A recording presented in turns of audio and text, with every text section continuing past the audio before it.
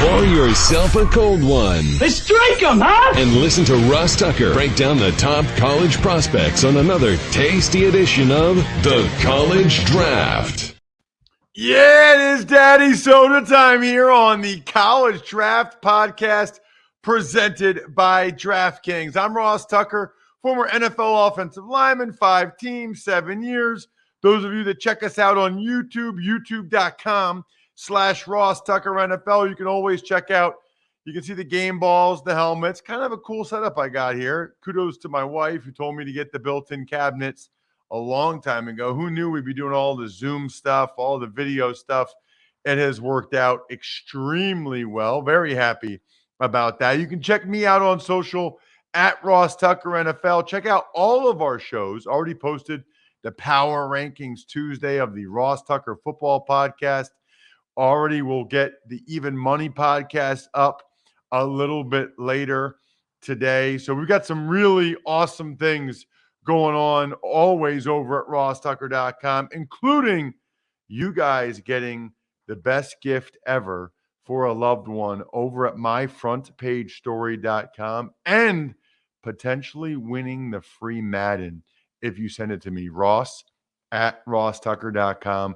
Just forward it to me after you make an order. The star of this show, it's Emory Hunt at FBall Game Plan on Twitter, Football Game Plan on YouTube, and of course, last but certainly not least, footballgameplan.com/2022 draft guide. Very important that you sign up and get that. What a great thing, by the way, to get somebody for the holidays. Get them the draft guide. Be like, hey, I got you the draft guide. When it comes out in February, you are going to love it. footballgameplan.com/2022 draft guide. This podcast is really 3-in-1. It's a college draft podcast. It's an NFL draft podcast. It's a college football podcast. It's a football betting podcast. And Emory, before we get to the Bayou Classic, which I actually called one year, it was a busy weekend last week, including the finale for the FCS regular season, and my Princeton Tigers came through, racking up another Ivy League title. I know you're Mr. Ivy League now, so I'm glad that they were able to get it done. Yeah, did a really good job, man. Coach Cerise is one of my favorite coaches because he always has a counter for your counter.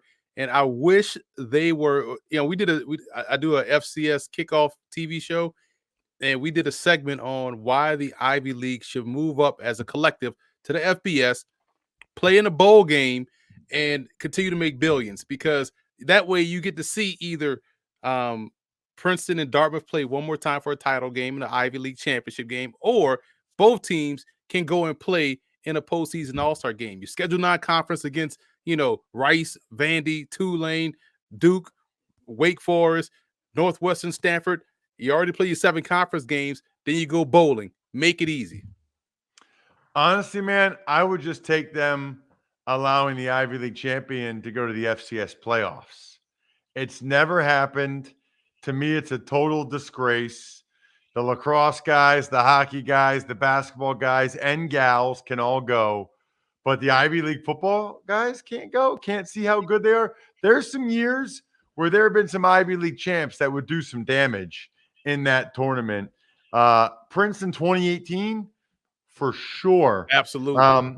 It's a shame, but it is what it is. So let's start with the Bayou Classic, Southern and Grambling. Now, you grew up in Louisiana, so you know all about this. Just talk to the people, Emory, that maybe they've seen it on NBC, but they don't know a ton about it. Just how big of a deal this game is. Oh, this is huge, especially, me growing up in New Orleans where the Bayou Classic takes place. It's a weekend event. It starts Thanksgiving and goes through the game. And Friday night is actually one of the best nights because there's a Battle of the Bands that takes place in the Superdome. So it's even packed for that. And there's all sorts of parties and gatherings that happen Friday night. And then Saturday you have the game. And then at halftime you have the Battle of the Bands again. So it's a whole weekend event. They're probably going to see 60,000 plus in the Superdome. It's always packed no matter how bad Grambling or Southern is. and it's always usually coming down to the wire. You're going to see a great game. This one takes a little bit of luster off because head coach Broderick Fobbs was let go, which was weird because he's a Grambling guy. He was a Grambling legend out there, running back. Good friend of mine because he was, the GA when I was at UL, and to see him not be able to finish the season with this team is heartbreaking. So now you got a inefficient Grambling team going to take on a Southern team that's very solid on both sides of the ball, and they got their coaching issues anyway because they didn't take the interim tag off their current coach. So who knows what his job security may be after this game. So a lot of intrigue surrounding what should be still a fantastic weekend of family fun and football. This trend of firing college coaches during the season, I'm not sure why it's happened, but it's gotten out of hand. I mean, there's double-digit coaches getting fired during the season. I don't know how that helps anybody other than, I guess, the AD look for the next guy. I think it's the new signing day, and they want to get the new guy in there to be able to secure the class. I don't know. At any rate, Southern's favored by 4.5. There's an O-lineman, Jatire Carter. I don't know if I pronounced that right or not, but for Southern. Yeah, Jatire Carter. He's one of the best O-line prospects in the SWAC, the Southwestern Athletic Conference. He already has an invite to the East-West Shrine Bowl in Vegas this year. Dominant out there as a left tackle, has good footwork, good strength, good core strength, really solid on both ends of offense. When they run behind him, they tend to run really well. So I'm excited to see him in this game. He should put on a show against that Grambling defensive front. And then Grambling, their linebacker, Brian Powell. He's a junior, but man, I love the ability of this prospect, man. He's 6'3", about 245, 250.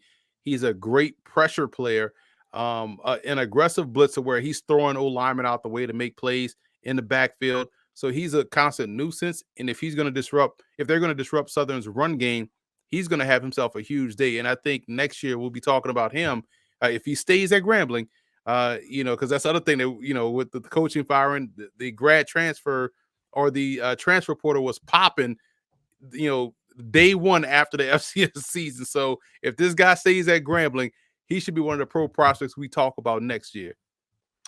So what are you doing with the spread here with Grambling getting 4.5 points? Grambling has been inconsistent at quarterback all season long. Southern's defense is excellent. Jordan, I can't remember his last name, but he's the Jordan Lewis. He's the defensive end that is one of the sack masters in the FCS. He should have a field day against these young quarterbacks. Lay those points with Southern. All right, let's get to a couple of Big 12 matchups. Kansas State at the Texas Longhorns. And Texas, despite all their troubles, still favored by 3 points. Let's talk about Kansas State cornerback Russ Yeast. The last name sounds familiar. That's Craig Yeast's son. And Craig Yeast was a tremendous slot receiver at Kentucky, part of that offense, that Hal Mummy offense with Tim Couch. That's his son, Russ Yeast, that's playing cornerback. And Craig Yeast is now the head coach at Kentucky Wesleyan, an NAIA program that's doing great things in the playoffs too. So that's the family tree. But Russ Yeast is someone I think is a very versatile defensive back. And I say defensive back because he can play safety and he can play corner. I like his aggressiveness in terms of pressuring the ball. And I think that's because of his safety background. So when he sees the football, he's driving on it. A lot of times he can make the play on it and turn the ball over, or he's breaking the pass up. But he's also very tough-minded in terms of being able to get the guy on the ground and also help out in the alley and run support. So I think he's a versatile defender. And when you are versatile in that capacity in today's game, especially projecting him forward, that's someone you want on your football team. Before we get to Gabe Watson, the running back for Texas, and find out whether or not he's a keeper, I need to make sure everybody knows that 2 out of 3 men will experience some form of hair loss by the time they are 35. There are only 2 FDA-approved medications that can prevent hair loss. Keeps offers both. Look, it's no secret. I talked about on the show before. I am a Keeps customer. In fact, I talked to multiple doctors, and I was taking the 2 FDA-approved medications that Keeps offers before Keeps even existed, before Keeps even a company. Then when I found out about Keeps, that you just have a virtual doctor as opposed to actually having to go to the doctor, you get the medications delivered straight to your door every 3 months, as opposed to having to get a prescription, having to go pick it up. It just saves a lot of time. It saves money. The treatments are just $10 per month, and Keeps offers generic versions. It's got more 5-star reviews than any of its competitors. Look, it takes 4 to 6 months for you to see the results. So you need to do it. The sooner you do it, the better. Maybe when the holidays, maybe one of your family members will point out that, hey, man, you're kind of losing your hair a little bit. If you're ready to take action and prevent hair loss, go to keeps.com/draft to receive your first month of treatment for free. That's KEEPS.com/draft to get your first month free. Keeps.com/draft. Emory, everybody talks about Bijan Robinson, who has said he will be at University of Texas next year. But there's another running back you wanted to talk about? Yeah, and this is why you listen to the college football or college draft podcast here on the Ross Tucker slew of podcasts that you offer, because we dive deep and we give you what you need to know. Gabe Watson, a lot of people in the Division II ranks already know who he is, because he was a stellar tailback at Sioux Falls and ran for over 1,500 yards one year, 1,900 the next year, double-digit touchdowns, but decided to go grad transfer to he got injured and then decided to go back. Instead of going back to Sioux Falls, he went ahead and transferred out to Texas, and he was there last year. Barely played and has gotten some sparse minutes here, but he's someone that's 6'1", 230, 235, maybe closer to 240. So he could project as a versatile fullback option. I think he catches the football well out of the backfield. We know he can handle, dot that I as a tailback because he did it at Sioux Falls, and Sioux Falls is a really good D2 program that has produced guys like Trey Pipkins, offensive lineman out there for the Chargers. So they've done a good job in producing pro talent. I wish he would have stayed at Sioux Falls, kind of have been that big fish in a small pond. But now scouts going to have to really dig deep and find, hey, this was the guy that was at that stellar Division II Cougars program. He's going to go to a couple of all-star games, perhaps, and people are going to wonder who's this big back that has good feet, good vision, and can catch the ball well. I think he could also project, like I said, as a fullback at the next level. I kind of give you, a pseudo closer, 4-minute offense guy, but also someone that could lead block for you if need be.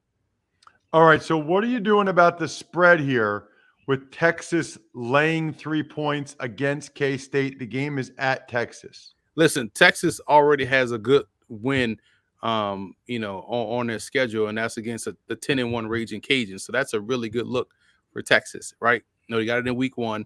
Cajuns went on to win 10 straight, so it looks better every week. So this Texas team can play, but they're not good enough to beat Kansas State, in my opinion, even without the Skylar Thompson, who seems to come back, get hurt. Hopefully he's healthy when he gets ready to go to the pros, because he's a really good player. I think K-State's fundamentals, sound defense, special teams will be enough to win this game. I like K-State outright. Wow, so you like K-State outright, then you really like them getting the points. Nice. All right, what about Oklahoma and Oklahoma State? There's a couple of running backs that you wanted to highlight in this one. One I know a lot about in Kennedy Brooks. One I don't know as much about, Jaylen Warren, because of what Chuba Hubbard did for the Cowboys last year. Yeah, Kennedy Brooks is someone that he reminds me a lot of either Rashad Jennings or Devontae Booker, someone that just kind of slides off tackles. You don't really stonewall him. He always seems to fall forward. He breaks a lot of tackles in a subtle way. So I like that about his game. So if you have a very solid offensive line, he's going to get what's blocked. Does a great job in moving the chains and keeping things going forward. And Jaylen Warren, at first it was L.D. Brown who was backing up Chuba Hubbard, and he was like, man, L.D. Brown could ball. And then, Warren steps in and is able to do the same thing. Looks really good. Now, he's like a shorter, compact guy, and he reminds me a lot of Devonta Foreman in his heyday, not the one we see right now with the Baltimore Ravens. So he's going to, be a good outside zone runner, plant foot in the ground, get upfield, able to break tackles as well. He's going to break arm tackles because you don't really get a good handle on him, and he has good short area burst. So he's going to be one of these 20 to 25-yard type chunk play runners at the pro level. I just love his game. He's someone that's starting to gain a lot of steam moving forward. Interesting. All right. With Oklahoma State laying the 3.5, that is an interesting number. Speaking of interesting, I love people like you, Emory, small business owners that overcame the odds, rewriting the playbook, delivering under pressure. The MVPs of small business lead their teams to victory all year long. Visa is proud to provide playmakers everywhere with more tools to help grow their business and help them achieve even greater success, because the more people we can empower, the more we all win. Visa, a network working for everyone. All right. What do you got working for everyone in Bedlam, Emory? I need your pick. Okie State laying 3.5. I absolutely love how Oklahoma State is playing defense. And it's funny because they look like an old school Big 8, Big 12 team. They're running the football, they're playing great defense. Oklahoma's quarterback situation is in shambles right now. They also start slowly in ball games. The defense isn't playing up to its potential. I love Oklahoma State in this one. I'm laying the points, and I'm interested to see this podcast is being recorded on a Tuesday. Where Oklahoma State is in the college football playoff rankings, because if they are able to run the table, I find it hard to keep Oklahoma State out the playoffs. Who are you kicking out? Alabama. Don't say Cincinnati, dude. Don't say Cincinnati. I'm kicking out Alabama. I'm tired of Alabama not looking like Alabama. This is a 2-loss team waiting to happen. Georgia's going to beat the doors off Alabama. So I would put Ohio State, Georgia, Cincinnati, and Oklahoma State, and let's enjoy our playoffs. Yeah, I mean, if Alabama loses to Georgia, they shouldn't be in. Right. 2 losses, they shouldn't be in over these 1 loss. Who did Oklahoma State lose to again? TCU? Iowa State. Oh, Iowa State. That's right. I forgot. Interesting. Very interesting. All right. Then we got the big one. Ohio State at Michigan. Ohio State is laying 7.5 points. Let's start with they got Ohio State wide receiver Chris Olave, Michigan safety Brad Hawkins. The edge rushers for Michigan are really good. Aiden Hutchinson, you were the first one I heard, Emory, over the summer here on the College Draft Podcast say, I know that Kwity Paye was a first-round pick, but Hutchinson was way better, way more productive. I didn't hear anybody else saying that. Now he's going to be like a top 5 pick. See, Ross, maybe I should have put the hoodie on in the summer so people know I meant business. When I'm telling you, if I tell you it's Easter, start painting eggs, right? So all jokes aside, Aiden Hutchinson, again, when you watching defensive end play, you want someone to flash and be productive when they do so. I had the same thought about Trey Hendrickson when I saw him at Florida Atlantic. Same thought about Ryan Kerrigan when he was at Purdue. You watch these games, you're like, well, they clearly can't block this guy. Why is no one talking about him? I was at the Shrine game that year when Hendrickson shut down practice. They literally shut practice down because he couldn't be blocked. And they tried 5 different offensive linemen to block him. And I see him having a great career in the NFL. Hutchinson is going to be a problem no matter who he faces, either side of the defensive line. And the front end helps out the back end. Hawkins is someone I think is a 2-deep safety type, your ideal type that can play the run, can play half the field because he does such a good job of reading what's in front of him and then driving on the football. It takes great angles to the receiver and ball carrier. And we know that's going to be key in terms of identifying what's going on, because if you take your eyes off your luggage, we know Olave has the savviness, the speed, the acceleration, the ball tracking skills to get deep and then make a play in the passing game. So it ties all in together in this matchup. Olave is one of the best receivers in the country. I'll be interested to see how high he goes in a draft. I know people talking first round, but it's hard to project wide receivers going in the first round that don't have either ridiculous height, weight, speed, or a blazing 4.2. I think Olave is probably more along the lines of someone that's a mid to late round first round pick, but we'll see. I'm glad you said that because I had a couple questions there. Number one, It feels like Olave has been overshadowed a little bit this year by Garrett Wilson. I feel like there's more talk about Garrett Wilson this year than Chris Olave. Yeah, and rightfully so, because Wilson has been dynamic, and even the other one, Jigba Williams. People talk about him a lot more. Olave kind of is. It's probably due to the fact that uh, he's been there for a while, so people are tired of talking about him. They got to find somebody new to talk about. But he's been steady. He's like the Tyler Boyd of this receiving core. Like everyone wants to talk about T. Higgins and his height. Everybody wants to talk about Jamar Chase and his ability to catch deep balls and touchdowns, but Tyler Boyd is the one that's been killing you all game, and I think that's how he fits into this whole receiving core. So the other question I have there is, did it really help him to come back to school? Because everything I had heard last year is he would have been a first round pick last year, supposedly mid to late first round last year. He came back and he's still listed as a mid to late, probably late first round pick. I guess I'm wondering how he benefited from coming back this year. Certainly benefited the Buckeyes, certainly benefited CJ Stroud, who might go off and win the Heisman now. But I don't know how much that Olave's really helped his stock. He's kind of a guy that kind of was what he was already. Right. Sometimes you have maxed out as a player, and that's not necessarily a bad thing. Like you said, you kind of are what you are, and there's no real significant jump. It's not like he's a Devonta Smith making that jump to be a Heisman candidate. He's definitely not that. Will he even win the Biletnikoff? There's a lot of competition for that this year. So you're right. He probably could have come out last year and ended up going where he's going to go this year in the draft. So, okay, we've got Ohio State laying 7.5 points.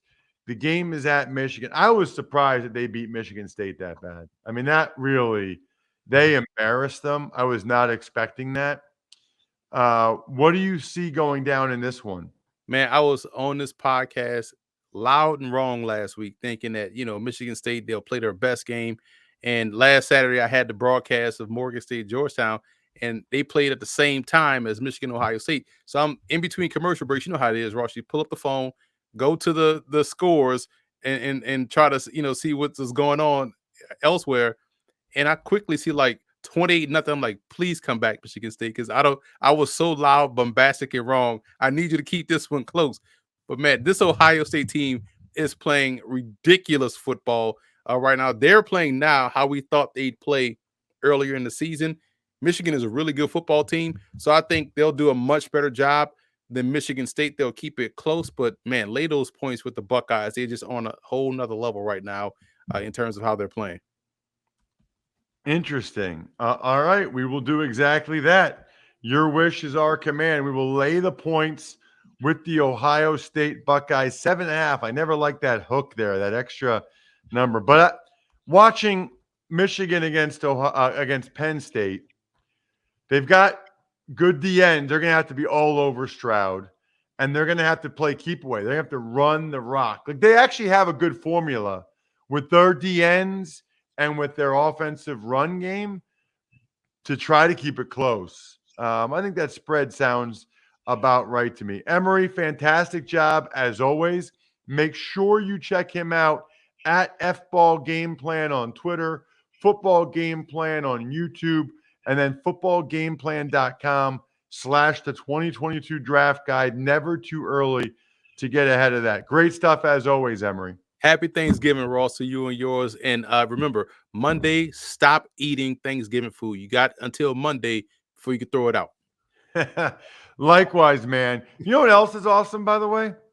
AutoZone. You can shop your way no matter what your way is. If you're more of a today person, you want to get what you need ASAP, then you can order online and pick it up fast with their free same-day store pickup. No waiting in lines or shopping through the store for 20 minutes.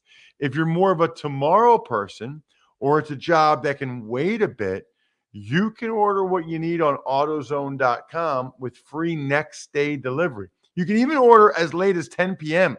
and your package will arrive the next day right on time. It's crazy. They've also got over 6,000 stores nationwide ready to help you at a moment's notice. So you've got that going for you too. which is nice. So next time, I saw Bill Murray on Saturday, by the way, at the Army UMass game. So next time you're starting a job, start it by shopping your way at AutoZone.com with their free same-day pickup and free next-day delivery. Get in the zone, AutoZone, and get today's Ross Tucker Football Podcast for my power rankings and the Even Money podcast today to place your NFL bets. Other than that, the keg is kicked. We are all tapped out. Thanks for listening to the College Draft Podcast. Make sure to also subscribe to the Ross Tucker Football Podcast, Fantasy Feast, Even Money, and the Business of Sports. All available at Apple Podcasts, rosstucker.com, or wherever podcasts can be found.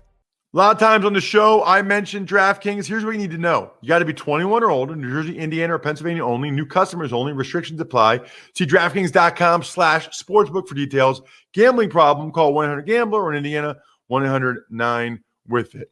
By the way, if what I was talking about included a deposit bonus, doesn't always, sometimes it does. Deposit bonus requires 25 times playthrough, and deposit bonuses are paid out in site credit.